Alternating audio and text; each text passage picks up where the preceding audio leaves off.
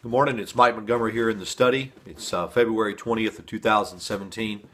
And last night on the way home from church, my mind was directed to Psalms 139, and I was kind of meditating on it. I made a statement in the sermon last night that probably one of the greatest fears that men have is this idea, and we put up walls to keep this fear protected, but the idea that somehow or another, if people really knew me, they would not love me. If they really knew who I was, if they knew all my failures and all my shortcomings, if they knew every desire of my heart, if they knew every time that I had an evil thought, they wouldn't want to be around me. They wouldn't want to be near me. Because if they really knew me, they wouldn't want me. And that fear often is translated over into God as well. And we get the idea somehow or another that if God really knew who I was, he wouldn't want to have anything to do with me. If he really understood all of my deepest, darkest sins, he wouldn't want me.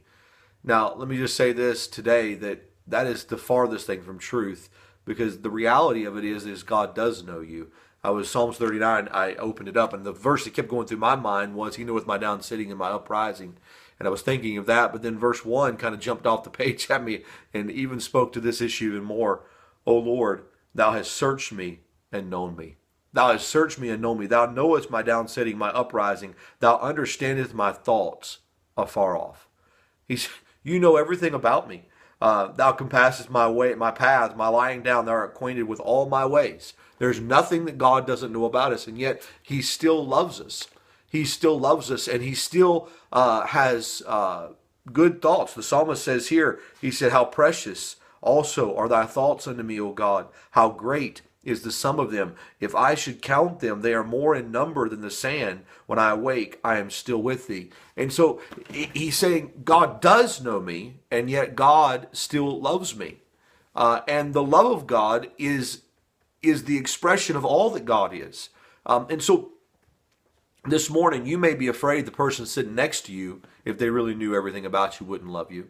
But you can be assured of the fact that if God knew everything about you, he would still love you, because he does, and he still loves you. Whatever sin you were involved in this week, he knew about it before you committed it, and yet he still loves you. Now, the call of the Christian, the call of the unbeliever, is to turn to Christ in humble faith in light of that love, confessing that sin, forsaking that sin, and then growing in the grace and the knowledge of the Lord Jesus Christ. You see, the standing we have is not that you and I are somehow or another intrinsically great.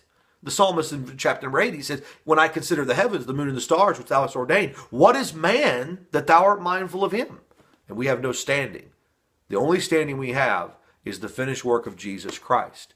And what more evidence do you and I need than that to know that God still loves us? He knows everything about you. He knows every sin you've committed. He saw you in every time that you thought you were getting away. He saw everything about you. And yet, he still loves you. And the conviction of God for sin is actually an invitation to closer fellowship. So let me challenge you this morning. You can live with the confidence that God already knows you and he still loves you where you are. God bless you, folks. We'll see you tomorrow morning in this study. Thanks.